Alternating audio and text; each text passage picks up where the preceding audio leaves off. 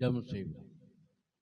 கண்களை மூடி ஸ்தோத்திரிக்கிறோம் ஆண்டவர். நன்றி ஆண்டவரே, ஸ்தோத்திரிக்கிறோம் ஆண்டவர்.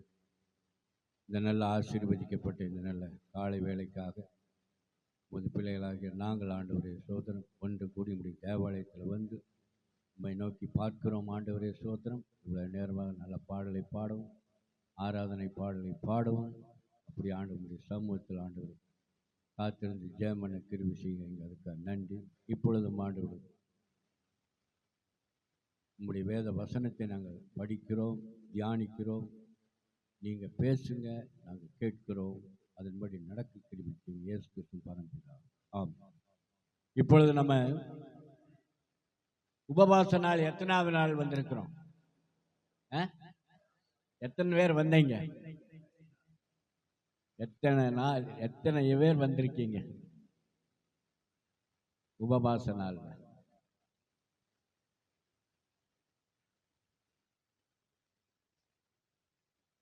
அப்போ ஆண்டவர் தேடுறது நம்ம கொஞ்சமா இருக்கும்போது நம்மளுக்கு கொஞ்சம் தான் கிடைக்கும். அதனால ஆண்டவர் காரியத்தில் நம்ம முதன்மையாக இருக்கும்போது ஆண்டவர் வாழ்க்கையில் பெரிய காரியங்களை செய்கிற தேவனாக இருக்கிறார்.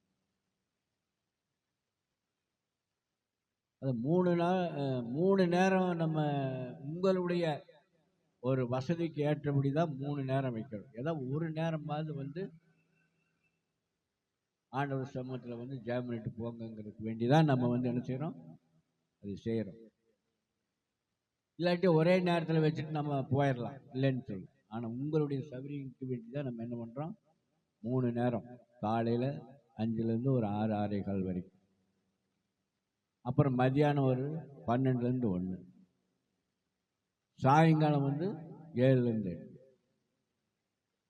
அப்போது நம்ம ஆண்டவருக்குள்ளே இருக்கிறோம், ஆண்டவருடைய ஆசீர்வாதத்தை பெற்றுக்கொள்ளணும்னு வாஞ்சியாக இருக்கும்போது கண்டிப்பாக நம்ம எப்படியாவது சரி காலையில் போக முடியல, சரி மதியானம் போக முடியல, சாயங்காலமாக போயிடணும். சாயங்காலம் போக முடியல, சரி மதியானம் போயிடும். மதியானம் போக முடியல, சரி காலையிலே எப்படி போகும். நம்மளுக்குள்ள அந்த வாஞ்சியை நம்மளுக்குள்ள நம்ம தான் உண்டு பண்ணிக்கணும். ஆனால் பிசாசானவன் நம்மளை உபவாசனை அனுசரிக்க விட மாட்டான். ஏன்னு கேட்டால் இந்த ஜாதி பிசாசு உபவாசத்தினாலும் ஜபத்தினாலும் தவிர வேறு எதுனாலும் போக, நம்மளை பிடிச்சிருக்கிற எல்லா விதமான கட்டுகள், நம்ம பிடிச்சிருக்கிற எல்லா விதமான காரியங்களெல்லாம் விடணும்னு சொன்னால் அந்த உபவாச நாளை நம்ம அனுசரிக்கணும், அங்கீகரிக்கணும். அதனால் நிறைய பேர் நான் வீட்டிலேருந்தே எல்லாம் பண்ணிக்கிறேங்க, வீட்டிலேருந்து செய்கிறீங்கன்னு சொன்னால் அதில் உங்களுக்கு அர்த்தமே இல்லை. அதனால் நம்ம ஆண்டவர் சமூகத்தை தேடும்போது ஆண்டவர் நம்ம வாழ்க்கையில் பெரிய காரியங்களை செய்கிறார். அதனால் உபவாச நாள் ரொம்ப முக்கியமான நாள். அதே சமயத்தில் இந்த வருஷத்தின் கடைசி உபவாச நாள். இந்த வருஷத்தின் கூட இந்த வருஷம் பூரா நம்ம ஆண்டவர் பாதுகாத்து இருக்கிறார், நம்ம தேவையை சந்திச்சிருக்கிறார், எல்லாம் பண்ணியிருக்கிறார். இனி அடுத்த வருஷத்தில் நம்ம இன்னொரு இந்த டிசம்பர் மாதம் முடிஞ்சாச்சுன்னா அடுத்த வருஷத்தில் நம்ம பிரவேசிச்சிருவோம். அப்போ இந்த இந்த வருஷத்தின் கடைசி நாட்களில் நம்ம அந்த உபவாச நாளை நம்ம கடைபிடிக்கும் போது அடுத்த வரப்போகிற வருஷத்தையும் ஆண்டவர் நம்மளுக்கு ஆசீர்வாதமாக கொடுப்பார். அதுக்காக தான் விண்ணப்பங்களை எல்லாம் ஏறெடுத்து நம்ம ஜெபம் பண்ணுறோம். ஆண்டவர் இந்த விண்ணப்பங்களுக்கெல்லாம் கண்டிப்பாக பதில் கொடுப்பார். வந்த பிள்ளைகளை ஆண்டவர் ஆசீர்வதிப்பார், வராத பிள்ளைகளும் ஆண்டவர் ஆசீர்வதிப்பார். அல்லேலூயா, ஆமென். இப்பொழுது உபவாச நாளில் ஆண்டவர் நம்மளுக்கு கொடுத்திருக்கிற சங்கீத தியான வசனத்தை எடுத்துக்கொள்வோம். என் ஆத்துமாவே கர்த்தரை ஸ்தோத்திரி. ஆரம்பம் என்னது? என் ஆத்துமாவே கர்த்தரை ஸ்தோத்திரி.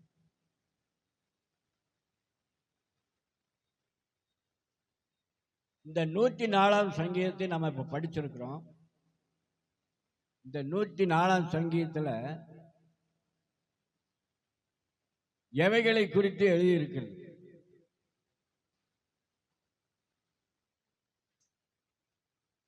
நூற்றி 4ஆம் சங்கீதத்துல எதை குறித்து நம்ம இப்ப படிச்சோம்?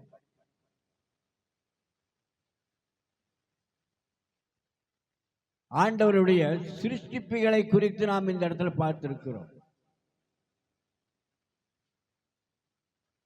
ஆண்டவருடைய சிருஷ்டிப்பு,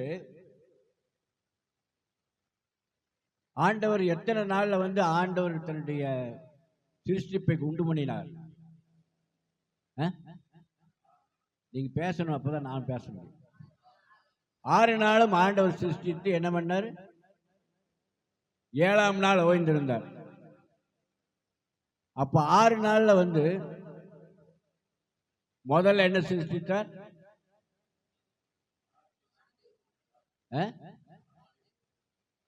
வெளிச்சத்தை உண்டு பண்ணினார். அல்லேலூயா. முதலாவது வெளிச்சம், இரண்டாவது படிங்க, புல்பூண்டு விருட்சங்கள், ஆகாயத்து விரிவு, வானங்களை உண்டு பண்ணினார். இரண்டாவது ஆகாய விரிவு, மூன்றாவது வந்து புல்பூண்டு விருட்சங்கள், நாலாவது சூரியன் சந்திரன், அப்புறம் மச்சங்கள், தண்ணிகள், ஜீவ ஜந்துக்கள், ஆறாவது மிருகங்கள், ஊரும் பிராணிகள், ஏழாவது மனுஷனை உண்டாக்கினார். அல்லேலூயா. இவைகளுக்கெல்லாம் ஆண்டவர் ஆகாரத்தை கொடுக்கிறார். அதுதான் இந்த 104வது சங்கீதத்தினுடைய சாராம்சம். அதனால வந்து நம்ம ஆண்டவருடைய பிள்ளைகளாய் வந்து ஆண்டவர் எல்லாவற்றையும் உண்டு பண்ணினாரு. அதுல உண்டு பண்ணி கடைசியில வந்து எல்லாம் நல்லா இருக்குன்னு சொல்லிட்டாரு. எல்லாம் அவருக்கு மனசுக்கு சமாதானமா இருக்கு. ஆனா மனுஷனை உண்டு பண்ணும் போது தான் அவர் என்ன பண்றாரு? மனுஷனை உண்டு பண்ண என்ன பண்றாரு? வேதனைப்படுகிறார். அல்லேலூயா. எல்லாம் திருப்தி, எல்லாம் கரெக்ட், எல்லாம் சரிதான். ஆனா மனுஷன் வந்து அவன் நித்தமும் வந்து பொல்லாத தெரியும் ஆண்டவருக்கு. அதனால வந்து மனுஷனை உண்டு பண்ணிட்டு ரொம்ப வேதனைப்படுறாரு. என்னடா இப்படி ஒரு ஏன் வேதனைப்படுறாருன்னா, மனுஷனுடைய சுபாவம் இன்னைக்கு ஒன்று பேசுவான், நாளைக்கு ஒன்று பேசுவான், நாளைக்கு ஒன்று பேசுவான், இதை செய்வான், அதை செய்வான், எதை செய்யாதன்னா அதைத்தான் செய்வான். நீ என்ன சொல்றது நானுன்னு கேட்கறதும்மா. இதெல்லாம் மனுஷனுடைய சுபாவங்களை ஆண்டவர் முதலே அறிந்திருக்கிறார். ஆனா இருந்தாலும் பரவாயில்ல, மனுஷனை வந்து நல்ல இடத்துல கொண்டு போய் வைக்கலாம், எல்லா விதமான ஆசீர்வாதத்தை கொண்டு போய் வைக்கலான்னு சொல்லி ஏதேன் தோட்டத்தையும் உண்டு பண்ணி அங்கே கொண்டு போய் மனுஷனை கொண்டு போய் உட்கார வச்சு, நீ இதில் இருக்கிற எல்லாம் நீ அனுபவிச்சுக்கான்ட்டார். இதில் இருக்கிற எல்லாத்தையும் நீ அனுபவிச்சுக்க. ஆனா நீ என்ன பண்ணு? தோட்டத்தில் இருக்கிற இந்த நன்மை தீமை அறியத்துக்கு கனியை மட்டும் நீ தொட்டுறாதேன்னார். அவன் அத்தனை விட்டு போட்டு அதைத்தான் தொட்டான். அதனாலதான் ஆண்டவர் வேதனைப்பட்டார். புரியுது உங்களுக்கு? அதைத்தான் தொட்டான். தொட்டதும் இல்லாம அதை எடுத்து என்ன பண்ணா புசிச்சுட்டான். அதனால வந்து மனுஷங்கிட்ட அவ்வளவு மனுஷனுக்கிட்ட ஆண்டவர் இந்த பிசாசு அவ்வளவு சீக்கிரம் வர முடியாது. ஆனா பெண்கள் கிட்ட வந்துடுவான். பெண்கள் வந்து பின்னால்தான் யோசனை பண்ணுவாங்க, முன்னால யோசனை பண்ண மாட்டாங்க. ஆனா ஆண்கள் பின்னால கொஞ்சம் யோசனை, பின்னால நடக்கிறதையும் கொஞ்சம் யோசிப்பாங்க. அதனால சீக்கிரம் வர என்ன பண்ணுவாங்க? ஒரு காரியத்தில் கால் எடுத்து வைக்க மாட்டாங்க. பெண்கள் அப்படி இல்லை, டக்குன்னு எடுத்து ஓ பரவாயில்ல இவங்க சொல்றது நல்லதான்னு கால் எடுத்து வச்சிருவாங்க. அது பின்னால்தான் யோசனை பண்ணுவாங்க. அதனால ஆண்களுக்கு பெண்களுக்கு உள்ள வித்தியாசம். அதனாலதான் வந்து ஏவாளட்டு பிசாசு போயிட்டான். ஏவாளட்டு பிசாசு போய் என்ன பண்ணிட்டான்? உடனே வந்து அவளை வஞ்சிக்க ஆரம்பிச்சுட்டான். வஞ்சிச்சு கடைசியில் அந்த அம்மாவும் சாப்பிட்டு ஐயாவுக்கும் கொடுத்து இது பண்ண. கடைசியில் என்ன ஆயிடுச்சு? பாவம் பிரவேசிச்சிருச்சு. பாவம் பிரவேசிச்சோடனே உங்க 2 பேர்த்து நல்லா சந்தோஷமா இருக்குன்னு உங்களை கொண்டு வந்து உள்ளுக்கு உட்கார வச்சா, நீங்க என் பேச்சை கேட்காம நீங்க சௌகரியத்துக்கு நீங்க இருந்ததுனால நீங்க என்ன பண்ணு? தோட்டத்துக்கு வெளியே துரத்தி விட்டார். இன்னைக்கு மனுஷனுடைய சூழ்நிலையெல்லாம் அப்படித்தான் இருக்கு. ஆண்டவருக்கு கீழ்ப்படியாமல் இருக்கும்போது ஆண்டவன் வாழ்க்கையில அது மறுபடி திரும்பி வந்துடுவான்னு சொல்லி அங்கே ஒரு சுடலை பட்டத்தையும் வச்சுட்டாரு. திரும்பி வருவான்னு சொல்லி சுடலைப்பட்டு தான் இந்த தேதன் தோட்டத்தில் வச்சதுனால திரும்பியும் வரவும் முடியாது. அதனால பிசாசுக்கு எங்கே யாரை தட்டுனா யார்கிட்ட போனால் சரின்னு சொல்லி அவனுக்கு நல்லாவே தெரியும். அதனால் ஆண்கள் அவளை சீக்கிரம் மடான் கால் எடுத்து வைக்க மாட்டோம், பெண்கள் கால் எடுத்து வச்சுக்குவாங்க. அதனால தான் பெண்கள் பலவீனமான பாண்டங்கள். இப்போ தெரியுதா எதில் பலவீனமான பாண்டங்கள்? ஆண் பலவீனமா பெண் பலவீனமா? சொல்லுங்க பார்க்கலாம். ஆண் பலவீனமா பெண் பலவீனமா? நம்ம சாதாரண பெண்ணு பலவீனங்கள். அவர் 2 குடத்தை இடுப்புலையும் தலையில வச்சுட்டு இங்கிருந்து 1 மைல் தூரம் போவாங்க. ஆம்பளை போக முடியுமா? 10 மாசம் குழந்தைய சுமக்கிறாங்க, ஆம்பளை சுமக்க முடியுமா? எப்பேற்பட்ட ஆளையும் சுமந்துருவாங்க, எப்பேற்பட்ட காயத்தை நினைச்சு செஞ்சிருவாங்க. ஆனால் ஆண்கள் தோத்துருவாங்க. அதனால ஆண்கள் பெரியவராக இருக்கிறார். அதனால பலவீனமான பாண்டங்கள். பலவீனமான பாண்டங்கள்னா அவங்க எதையும் யோசிக்காமல் செஞ்சிருவாங்க. அதுதான் பலவீனமான பாண்டங்கள். கடைசியில் மாட்டிக்கிட்டு பின்னால்தான் யோசனை பண்ணுவாங்க. அப்படி இருக்கிறது. அதனால ஆண் பாருங்க, அப்போ அந்த சமயத்தில் இந்த நம்ம சிருஷ்டிப்புக்கு வரலாம். ஆண்டவர் முதல்ல வெளிச்சத்தை உண்டு பண்ணினார். ஒரு மனுஷனுடைய வாழ்க்கையில ஆண்டவருடைய வெளிச்சம் வந்துருச்சுனாவே உண்மையாலுமே அவருடைய வாழ்க்கை ஆசீர்வதிக்கப்பட்டுரும். ஆண்டவருடைய வெளிச்சம் நம்மளுக்குள்ள கடந்து வரும்போது நம்மளுடைய வாழ்க்கையில நம்ம எல்லாம் ஆசீர்வாதமா இருப்போம், சமாதானம் போறோம், சந்தோஷமா இருப்போம், நிம்மதியா இருப்போம். தேவைகள் சந்திக்கப்படும், குறைகள் நிறைவாகும், நம்ம கட்டுகள் எல்லாம் அவிழ்க்கப்படும், ஆசீர்வாதமான கதவுகளை திறக்கும். எல்லாமே நம்ம வாழ்க்கையில அற்புதம் நடக்கும்.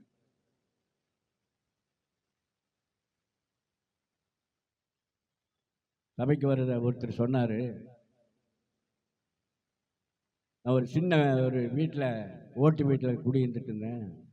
நம்ம சபைக்கு வர்றது பேர் சொல்லாமல் சொல்றேன். நல்லா படுத்துட்டு இருக்கும்போது திடீர்னு ஒரு வெளிச்சம் என்னுடைய வீட்டில் மெழுகுபத்தி எரிஞ்சிட்டு இருக்குது அப்படின்னு சொன்னார்.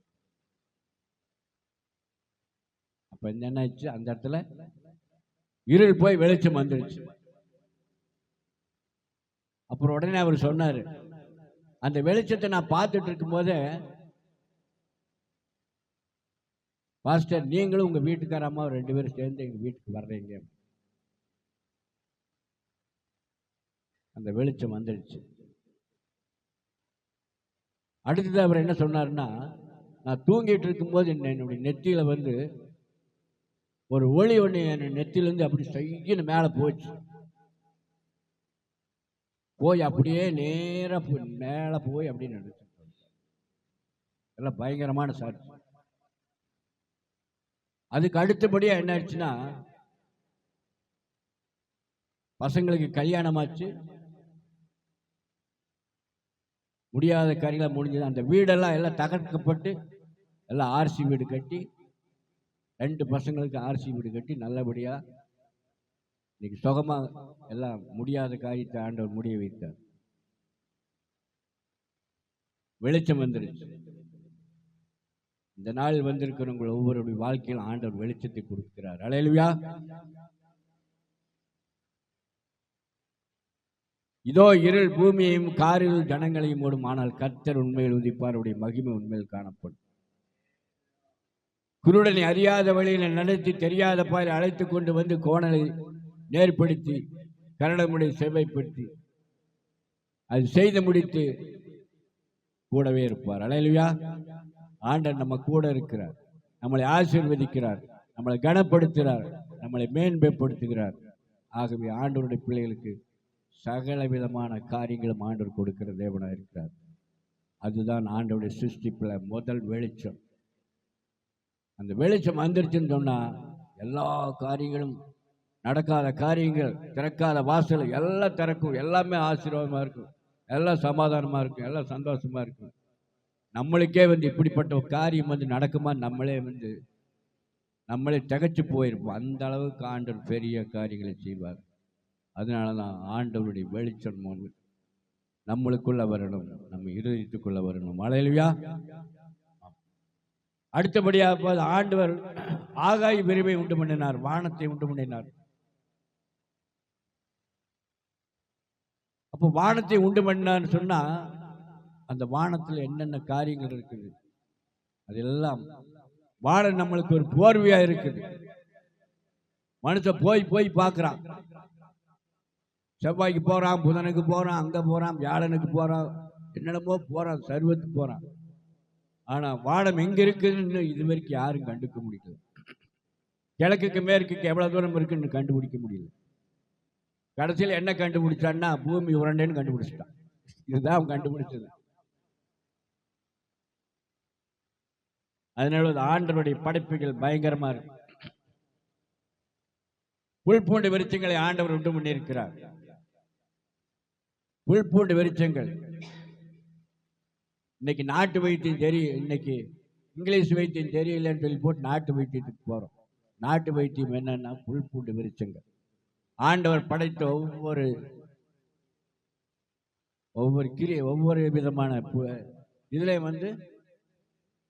அதுல அந்த தாவரங்கள்ல அவ்வளவு விசேஷமான சுகம் கொடுக்கக்கூடிய மனிதனுக்கு சுகம் கொடுக்கக்கூடிய ஒரு அந்த மருந்து அதுக்குள்ள இருக்குது. அது ஆண்டவர் அன்னைக்கே படைச்சிட்டார் அதையெல்லாம். ஆனா நம்மளுக்கிட்ட நிறைய தெரியறதில்லை.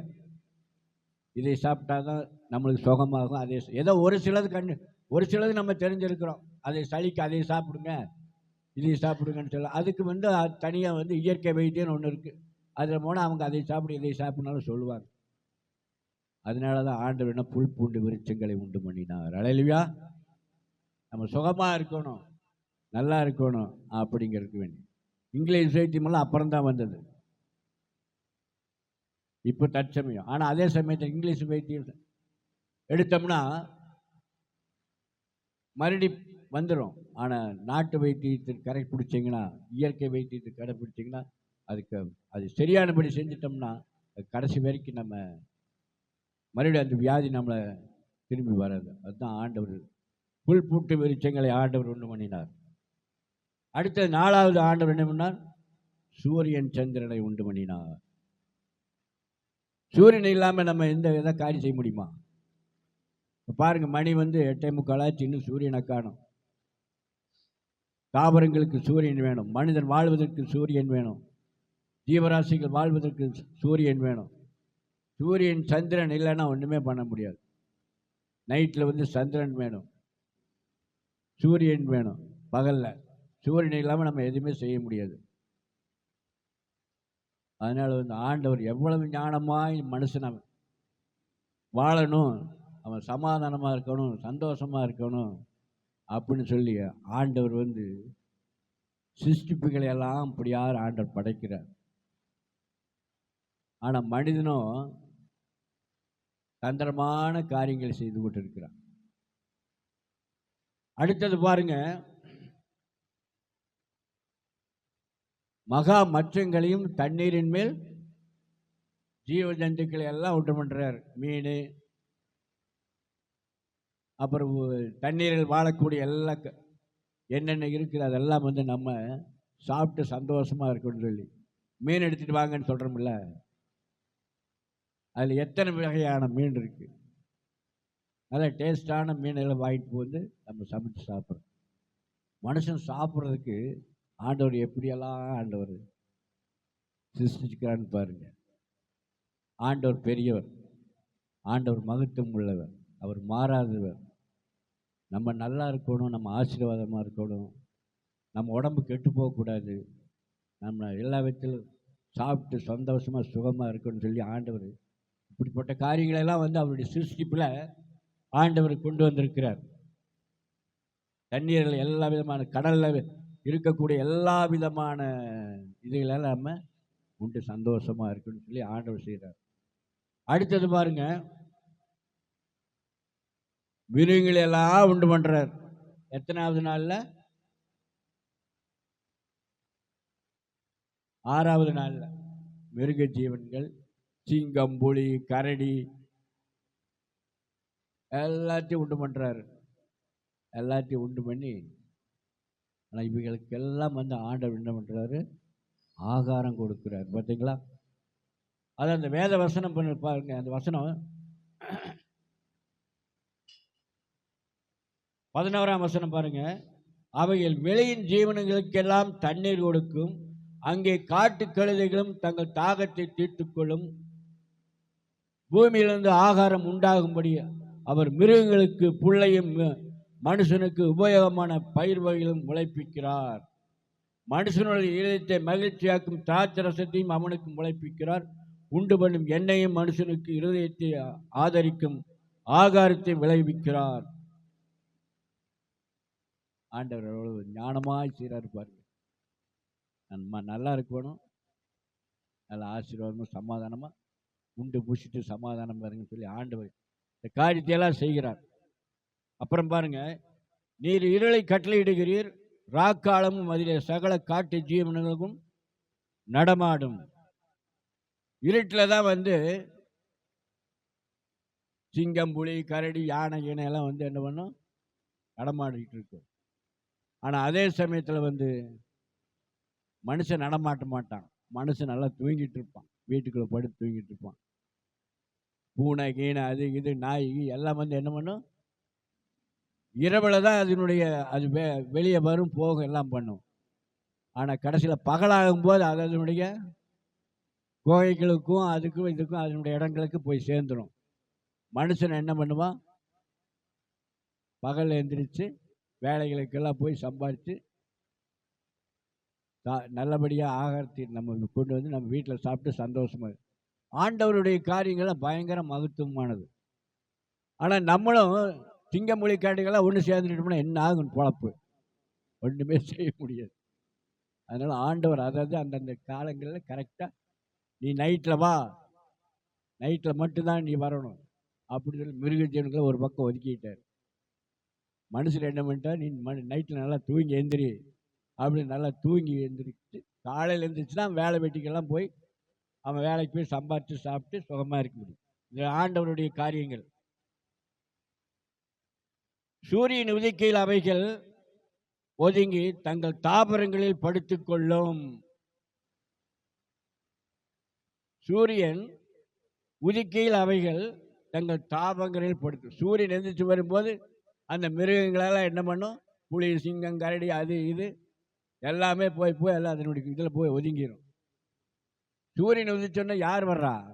மனுஷன் நடமாடுவான், அவன் வேலைக்கு போவான், வருவான், அது பண்ணுவான். அதெல்லாம் ஆண்டவருக்கெல்லாம் தெரியும். இந்த மாதிரி எல்லாம் காரியமெல்லாம் நடக்கும். அதனால் ஞானமாக நம்ம இவங்களெல்லாம் கரெக்டாக ஒதுக்கிடுவோன்னு சொல்லிட்டு மிருகங்களை ஒரு பக்கம் ஒதுக்கிடுவான். நம்ம வந்து நம்ம வேலைகளுக்கெல்லாம் போகணும்னு சொல்லி ஆண்டவர் அவ்வளோ ஒரு ஞானமாக ஒவ்வொரு காரியத்தை செய்து மனுஷன் சமாதானமாக சந்தோஷமாக வாழணும், பிழைக்கணும் அப்படின்னு சொல்லி ஆண்டவர் செய்கிறாரு. ஆனால் மனுஷனும் அதை வந்து சரியான முறையை ஏற்றுக்கொள்றதில்ல.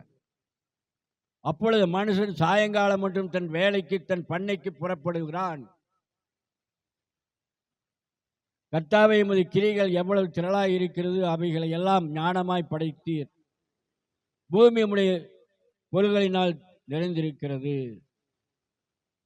பெரிதும் விஸ்தாரமான இந்த சமுத்திரம் அப்படியே நிறைந்திருக்கிறது. அதிலே சஞ்சரிக்கும் சிறியவைகளும் பெரியவைகளுமான எண்ணறிந்த ஜீவன்கள் உண்டு.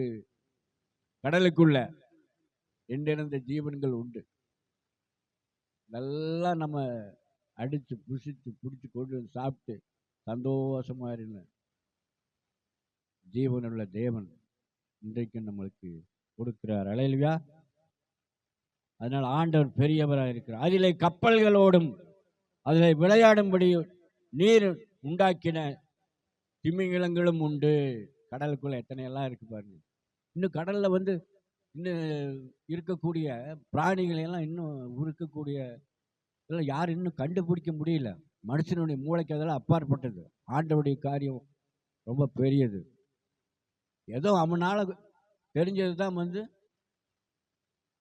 நம்ம பார்த்துட்டு இருக்கிற மொழிய இன்னும் அநேக காரியங்கள் இந்த கடலுக்குள்ள, அந்த தண்ணிக்குள்ள எத்தனையோ காரியம், எத்தனையோ தண்ணிக்குள்ள வாழக்கூடிய ஜீவனுங்கள்லாம் நிறைய சுற்றிட்டு இருக்குது.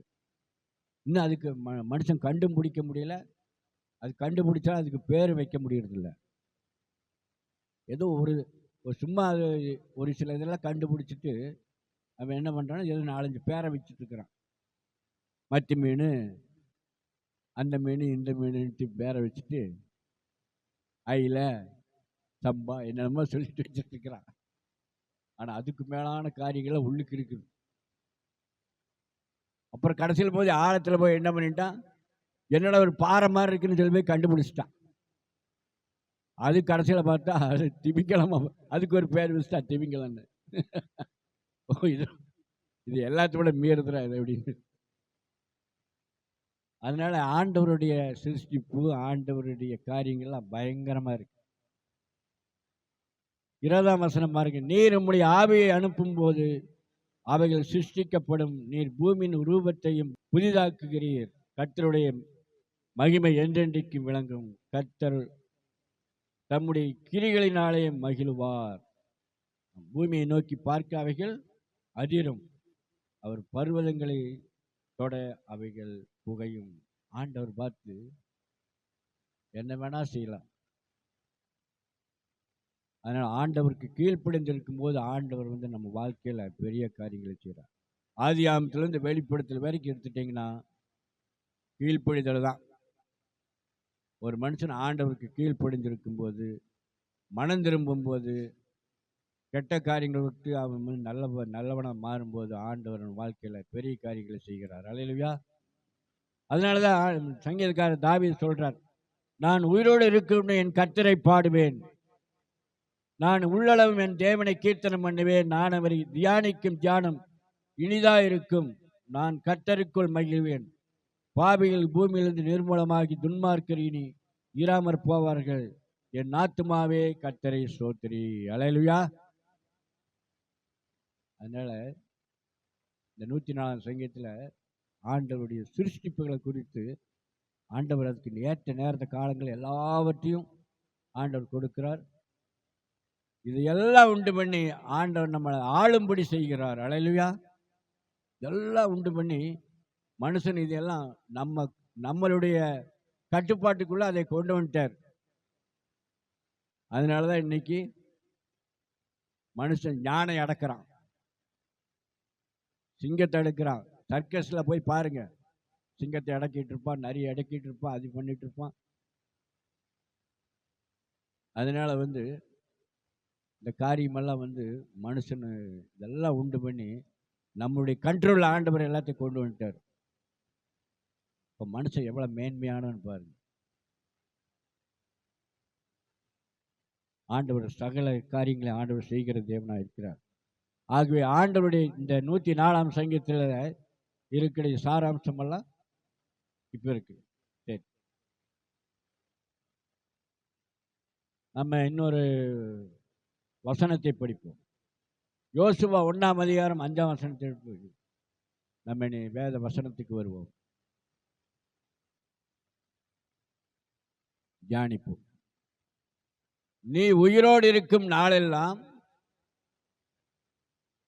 ஒருவனும் உனக்கு முன்பாக எதிர்த்து நிற்பதில்லை.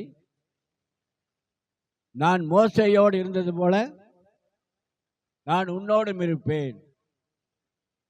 நான் உன்னை விட்டு விலகுவதும் இல்லை, உன்னை கைவிடுவதும் இல்லை.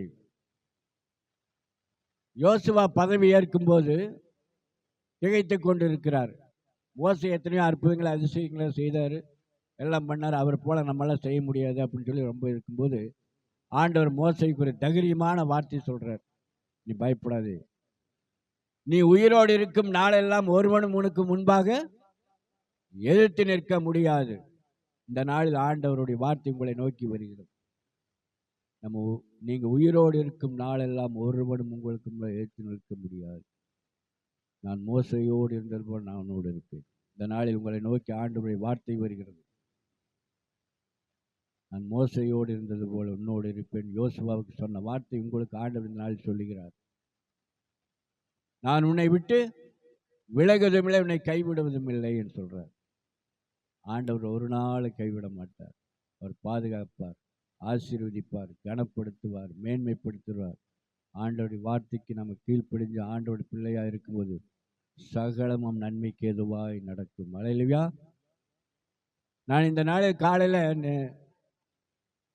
நேற்று திடீர்னு ஒரு யோசனை பண்ணேன். என்ன நம்ம திடீர்னு இன்னைக்கு நம்ம இன்னைக்கு ஆண்டவருடைய வார்த்தை கொடுக்கணும்னு சொல்லி யோசனை பண்ணும்போது திடீர்னு இந்த கிதியோனை பற்றி ஆண்டவர் பேசலான்னு சொல்லி அந்த கிதியோனை எடுத்து நான் கொஞ்சம் அதை கொஞ்சம் பிரட்டி பார்க்கும்போது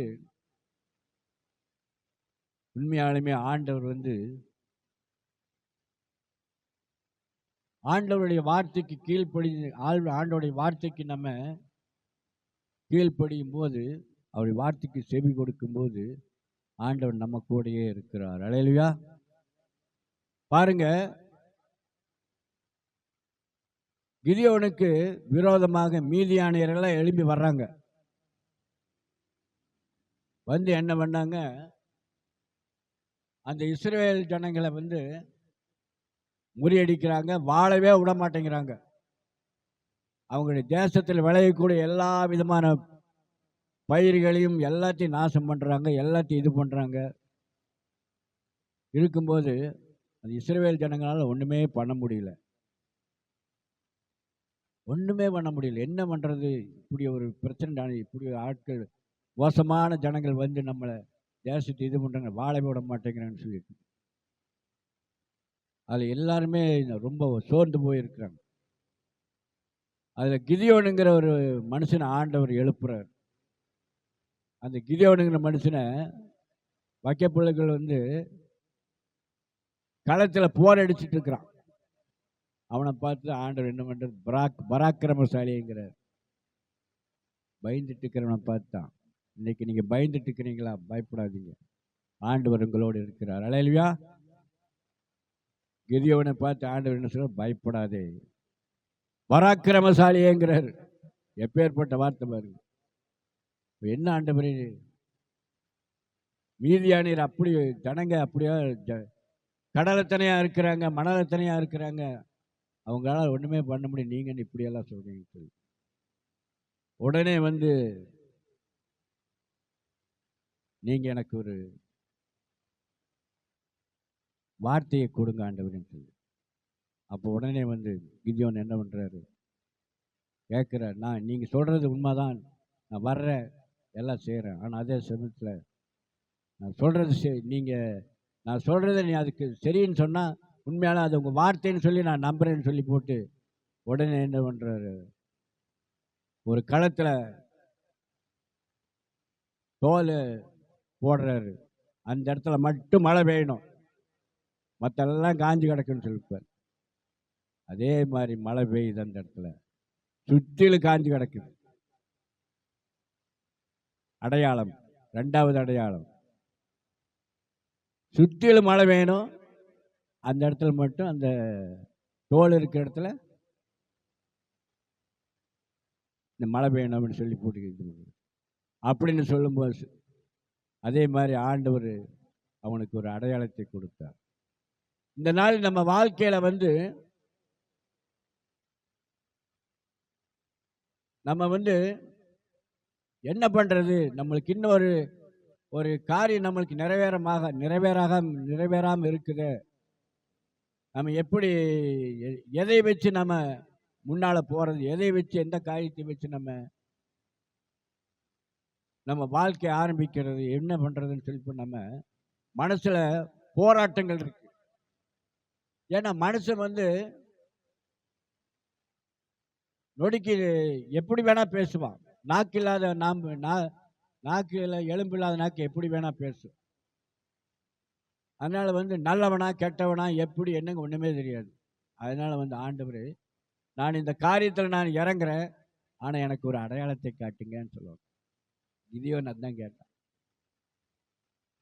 அதனால நம்மளும் என்ன பண்ணணும்னா, ஆண்டவர் சமூகத்தில் நம்ம ஒரு காரியத்தை நம்மளுக்கு நடக்கணும்னு சொன்னா நம்ம என்ன பண்ணணும், ஆண்டவர் சமூகத்தில் நம்ம அடையாளத்தை காட்டுன்னு சொல்லும் போது ஆண்டவர் என்ன சார், அந்த அடையாளத்தை காட்டுவார். நம்ம அப்படியே நம்ம நியாயாதிபதிகள் 6ஆம் அதிகாரத்தை எடுத்துக்கங்க. பாருங்க, இன்னொரு அடையாளம் பாருங்க, 37ஆம் வசனத்துல, அப்பொழுது கிதியோன் தேவனை நோக்கி, தேவரீர் சொன்னபடி என் கையினாலே இஸ்ரவேலை ரட்சிக்க வேண்டுமானால், இதோ நான் மயிருள்ள ஒரு தோலை களத்திலே போடுகிறேன். பனி தோளின் மேல் மாத்திரம் பெய்து பூமியெல்லாம் காய்ந்திருந்தால், அப்பொழுது தேவரீர் சொன்னபடி இஸ்ரவேலை என் கையினால் ரட்சிப்பீர் என்று அதனாலே அறிவேன் என்றான். அப்படியே ஆயிற்று. அவன் மறுநாள் காலமே எழுந்திருந்து தோலை கசக்கி அதிலிருந்து பனிநீரை ஒரு கிண்ணம் நிறைய பிழிந்தான். அப்பொழுது கிதியோன் தேவனை நோக்கி, நான் இன்னும் ஒரு விசை மாத்திரம் பேசுகிறேன், உமது கோபம் என் மேல் மூளாதிருப்பதாக. தோளினாலே நான் இன்னும் ஒரே விசை சோதனை பண்ணட்டும், தோல் மாத்திரம் காய்ந்திருக்கும், பூமி எங்கும் பனி பெய்யாதிருக்கும் கட்டளையிடு என்றான். அப்படியே தேவன் அன்று ராத்திரிலே செய்தார். தோல் மாத்திரம் காய்ந்திருந்தது, பூமி எங்கும் பனி பெய்திருந்தது. அல்லேலூயா.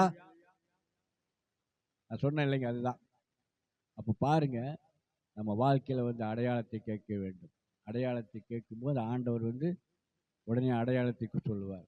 நீ பயப்படாதே, நீ போ. கிதியோனே அவனுடைய வாழ்க்கையில பெரிய காரியங்களை ஆண்டவர் செய்கிற தேவனாக இருக்கிறார். ஆகவே ஆண்டவருடைய வார்த்தையை பார்க்கும்போது ஆண்டவர் நம்ம என்ன செய்யணும்னா, பயப்படக்கூடாது. முதலாவது பயப்படக்கூடாது. ஆண்டவர் என்ன சொல்றாரோ அதன்படி கீழ்ப்படிஞ்சு நம்ம செய்யும்போது ஆண்டவர் நம்ம வாழ்க்கையில் பெரிய, ஏன்னா நம்மளுக்குள்ள நிறைய குழப்பங்கள்லாம் இருக்கும். இப்போ ஒரு கல்யாண காரியமே ஆயிடுச்சு. கல்யாண காரியத்துக்கே நம்ம ரெடி ஆகிட்டு இருக்கோன்னு சொன்னால், வரவங்க எல்லாம் நல்லவங்களாக தான் இருப்பாங்க, நல்லா தான் பேசுவாங்க, நல்லா தான் செய்வாங்க, எல்லாமே இருக்குது. நம்ம முகத்தை பார்க்குறோம், அவங்க பேசுகிறத தான் பார்க்குறோம். ஆனால் இருதயத்தை பார்க்குற ஆண்டவர். அப்போ நம்ம யார்கிட்ட போகணும்? இருதயத்தை ஆண்டவர்கிட்ட தான் நம்ம போகணும். ஆண்டவரே, எனக்கு ஒன்றும் புலப்பட மாட்டேங்குது, நீங்கள் எனக்கு ஒரு காரியத்தை, நீங்கள் ஒரு அடையாளத்தை காட்டுங்க.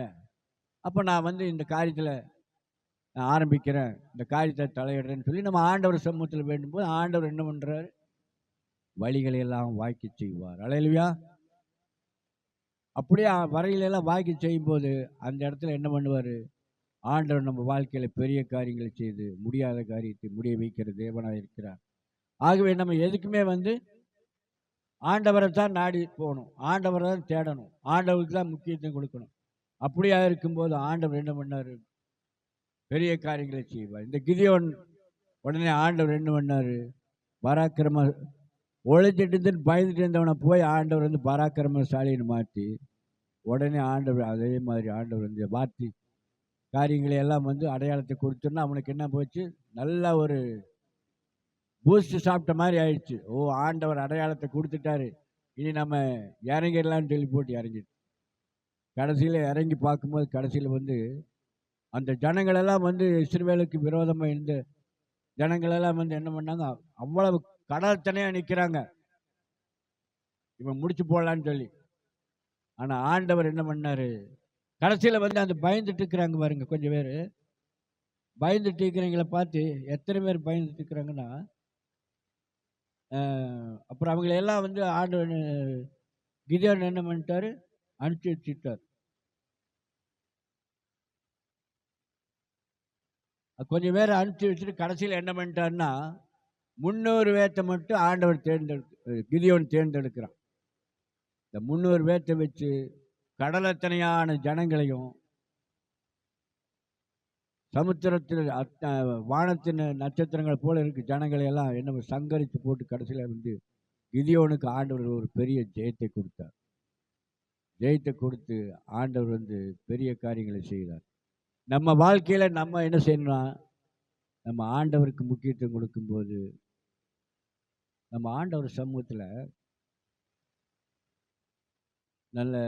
நிறைய பேர் எல்லாம் சொல்லுவாங்க, நல்ல அபிஷேகத்தில் நிறைஞ்ச நல்ல ஜெபம் பண்ணுன்னு சொல்லுவாங்க, நல்ல பைபிள் படிங்கன்னு சொல்லுவாங்க, ஜெபம் பண்ணுன்னு சொல்லுவாங்க, உபவாசம் எடுங்கன்னு சொல்லுவாங்க. இதெல்லாமே வந்து நம்ம செய்யறது தான், செய்ய வேண்டியதுதான், இல்லைன்னு சொல்ல. ஆனால் நம்ம என்ன பண்ணணும்னு சொன்னால், ஆண்டவர் சமூகத்தில் கண்ணீரோடு ஜெபம் பண்ண வேண்டும். அல்லேலூயா. முழங்கால் போட்டோம்னா நம்ம கண்ணிலேருந்து தண்ணி வரணும், நம்ம உள்ள உடையணும். நம்ம உள்ள உடைஞ்சு தண்ணி அவ்வளோ சீக்கிரம் கண்ணிலேருந்து வராது. அந்த தண்ணி வரும்போது மனங்கசந்து அழுகணும். அண்ணாள் மாதிரி தேவாலயத்தில் வந்து என்னுடைய காரியங்கள் நான் சொல்லி போட்டு, இல்லாட்டி நம்ம எத்தனை தான் நம்ம வருஷக்கணக்கில் வந்து ஜெபம் பண்ணிட்டு போயிட்டு இருந்தாலும் ஒன்றும் அங்கே வேலையாகாது. நம்ம உள்ள உடையணும். உள்ள முடைஞ்சு ஆண்டவரேன்னு சொல்லி போட்டு நம்ம அப்படியே நம்மளை அறியாமல் ஆண்டவர் சமூகத்தில் கண்ணீர் விடும்போது, கண்ணீரை கண்டு கடந்து போகாத தேவன், கண்ணீரை காண்கிற தேவன், கண்ணீருக்கு பதில் கொடுக்கிற தேவன். அல்லேலூயா. ஆண்டவர் வந்து அப்பேற்பட்ட ஒரு ஜெபத்தை ஏறெடுக்கணும் நம்ம. அதனால் நம்ம சும்மா வந்து நம்ம நிறையா என்னென்னமோ பண்ணுறோம். ஆனால் நம்ம காரியத்தை சக்ஸஸ் ஆகும்போது அதெல்லாம் ஜெபம் பண்ணிவிட்டு அதெல்லாம் முடிச்சுட்டு கண்ணீரோடு ஜெபம் பண்ணி எல்லாம் முடிச்சுட்டு ஆண்டவர் சமூகத்தில் ஆண்டவரே எனக்கு ஒரு அடையாளத்தை காட்டுங்க அப்படின்னு சொல்லும்போது ஆண்டவர் ஒரு அடையாளத்தை காட்டுவார். அந்த அடையாளத்தின் பிரகாரம் நம்ம போகும்போது ஆண்டவர் நம்ம வாழ்க்கையில் பெரிய காரியங்கள் செய்வார். கிதியோன் கூட இருந்த ஆண்டவர் ஒளிஞ்சிட்டு இருந்த அந்த கிதியோனை பார்த்து ஆண்டு பராக்கிரமசாலின்னு சொன்னார். நம்மெல்லாம் இன்னைக்கு என்ன பண்ணுறது, நாளைக்கு என்ன பண்ணுறது, இன்னைக்கு என்ன பண்ணுறது, நம்ம பிள்ளைகளுக்கு என்ன பண்ணுறது, வருமானம் இல்லையே அப்படி நம்ம நினச்சிட்டு இருக்கிறோம். அதெல்லாம் வந்து மனுஷன்தான். இதெல்லாம் நினைக்க தான் தோணும், இல்லைன்னு சொல்ல. ஆனால் இதுக்கு நடுவில் ஆண்டவர் உறுதியாக பிடிச்சி ஆண்டவர் சமூகத்தில் நிற்கும்போது ஆண்டவர் கிதியோன் கூட இருந்த ஆண்டவர் நம்ம கூடயும் இருப்பார். அல்லேலூயா. அதான் நீ உயிரோடு இருக்கும் நாளெல்லாம் ஒருவனும் உனக்கு முன்பாக எதிர்த்து நிற்க முடியாத, நான் மோசையோடு இருந்தது போல நான் உன்னோடும் இருப்பேன். யோசுவாவுக்கு சொன்ன வார்த்தை ஆண்டவர் நம்மளை பார்த்து இந்த வார்த்தை சொல்லுகிறார். உன் பக்கத்தில் 1000 பேரும் உன் வலப்புறத்தில் 10,000 பேர் விழுந்தாலும் அது உன்னை அணுகாது. உன் கண்களால் மாத்திரம் அதை பார்த்து துன்மார்க்கனுக்கு வரும் பலனை காண்பாய். பொல்லாப்பு உனக்கு நேரிடாது, வாதை உன் கூடாரத்தை அணுகாது. 91ஆம் சங்கீதம். வாதை உன் கூடாரத்தை அணுகாது. உன் வழியெல்லாம் உன்னை காக்கும்படி உனக்காக தம்முடைய தூதரை கட்டளையிடுவார். உன் பாதம் கல்லில் இடாதபடி தங்கள் கைகள் ஏந்தி கொண்டு போவார். சிங்கத்தின் மேலும் விரியன் பாம்பின் மேலும் நீ நடந்து பால சிங்கத்தையும் வளர்ச்சி மிதித்து போடுவேன். அவனிடத்தில் வாஞ்சியா இருக்கிறபடியால் அவனை விடுவிப்பேன். நாமத்தை அவன் அறிந்திருக்க உயர்ந்த அடைக்கலத்தில் வைப்பேன். அல்லேலூயா. அப்போ ஆண்டவருடைய பிள்ளைகளாய் நம்ம வந்து அந்த வாக்குத்தத்த வசனத்தை எல்லாம் பிடிச்சி நம்ம ஜெபம் பண்ணி பழக வேண்டும். கண்ணீரோடு ஜெபம் பண்ண வேண்டும். ஆண்டவர் மனங்கசந்து அழுது ஜெபம் பண்ண வேண்டும். உள்ளத்தை உடைக்கணும். அப்போ தான் ஆண்டவர் நம்ம வாழ்க்கையில் பெரிய காரியங்கள் வச்சு நம்மளுக்கு ஒரு அடையாளத்தை காட்டுவார். அந்த அடையாளத்தின் பின்னாலேயே நாம் போய் இப்போ நம்ம ஒரு வாகனத்தை வாங்கிட்டோம். நம்ம வந்து வாகனத்தை வாங்கிட்டோம்னா வழி இல்லாத இடத்துல போக முடியுமா? நல்ல வழி இருக்கிற இடத்துல தான் நம்ம அந்த வழி ஆண்டவர் காட்டுவார். அதான் சொல்றார், நானே வழியும் சத்தியமும் ஜீவனுமாய் இருக்கிறீங்கிறார். அவர் சொல்ற வார்த்தைக்கு நம்ம கீழ்ப்படிஞ்சு நடக்கும்போது ஆண்டவர் நம்ம வாழ்க்கையில பெரிய காரியங்களை செய்கிற தேவனா இருக்கிறார். ஒருத்தன் 1000 பேர்த்தை துரத்துவான், 2 பேரை எத்தனை பேர் துரத்துவாங்க? அதனால ஒருத்தர் வந்து 1000 பேர், 2 பேர் அப்போ 10,000. சரி, ரைட், ஓகே. அப்போ வந்து பாருங்க, அப்போ 300 பேரை எத்தனை பேர் துரத்திருப்பான்? கிதியோன் கூட 300 பேர் இருந்தாங்களே அப்படின்னு சொன்னா,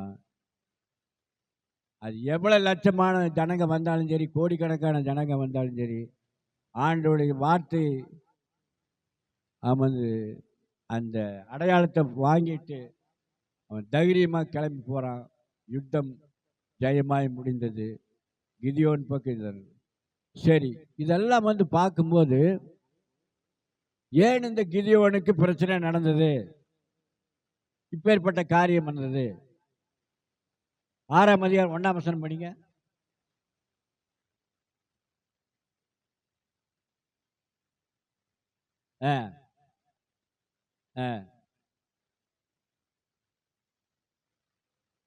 அல்லேலூயா. அப்ப என்ன பண்ணாங்க அவங்க? இஸ்ரவேல் ஜனங்க பின்னும் இஸ்ரவேல் புத்திரர் கர்த்தருக்கு பார்வைக்கு பொல்லாப்பானதை செய்தார்கள். நம்ம ஆண்டவருக்கு அவருக்கு பிடித்த காரியங்கள் செய்யணும். அவருடைய கட்டளைகள் கற்பனைக்கு கீழ்ப்படிந்து அவருடைய வார்த்தைக்கு நம்ம இருக்கும்போது மற்ற ஜனங்களாம் நம்ம பக்கத்திலேயே வர முடியாது. ஆண்டவன் நம்மளை வேலி விட்டு பாதுகாத்துக் கொள்ளுவார். அல்லேலூயா. அதனால இந்த இஸ்ரவேல் ஜனங்க என்ன பண்ணாங்கன்னா, அவங்க பொல்லாப்பான காரியத்தை செய்தார்கள். அதனால தான் மற்ற ஜனங்கள்லாம் நம்மளை சூழ்ந்துட்டாங்க.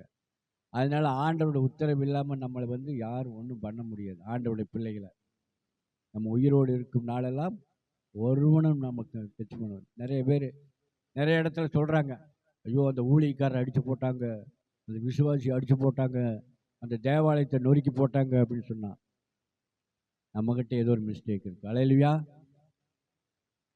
ஆண்டவருடைய சித்தம் நம்ம என்ன பூமியில் நம்மளை கொண்டு என்ன காரியம் செய்ய சித்தமாக இருக்கிறாரோ அது முடிய வரைக்கும் ஒருத்தரும் தப்பி நம்மளை டச் பண்ண முடியாது.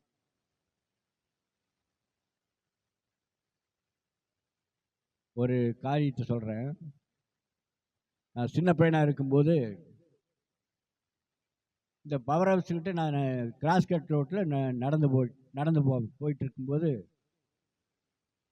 அப்போது ஐபிஐ சர்ச்சில் யோபு ஞானபிரகாசங்கிற பெரிய பாஸ்டர் அவர் என்ன பண்ணாருன்னா, அந்த கிராஸ் கட்டில் நடந்து வாக்கிங் போகிறார். அந்த பெட்ரூம் பக்கம் ஒழிய அவர் வீடு அங்கே இருக்குது கிராஸ் கட்டில். அப்படி வாக்கிங் போவார். அப்போ அவர் என்ன பண்ணுவார்னா 2ஆம் வரியை பற்றி பிரசங்கம் பண்ணிட்டு இருப்பார். அப்போ நான் நினைப்பேன், என்னடா இவர் இப்படி தனியாக போயிட்டு இருக்கிறாரு, இவர் இயேசுவை பற்றி நிறையா ஆண்டவரை பற்றி 2ஆம் வரியை பற்றி பேசுகிறாரு. இவரை பற்றி எல்லாத்துக்குமே தெரியும், நல்லவன் கெட்டவன் எல்லாத்துக்குமே தெரியும். யாரோ ஒருத்தர் அடித்து போட்டால் என்ன பண்ணுறது அப்படி நான் நினச்சேன். ஆனால் ஆண்டவர் அவரை பாதுகாக்கிறார். அல்லேலூயா. யாரும் அவரை தொட முடியல. அவருடைய காலங்கள் நிறைவேறும் வரைக்கும் நல்லபடியாக இருந்து அவர் மரித்தார். அல்லேலூயா. அப்போ பாருங்க, நம்ம அவ்வளோ சீக்கிரம் யாரும் ஆண்டவருடைய உத்தரவு இல்லாமல் ஆண்டவருடைய இது இல்லாமல் நம்மளை யாரும் ஒன்றும் தொடவே முடியாது.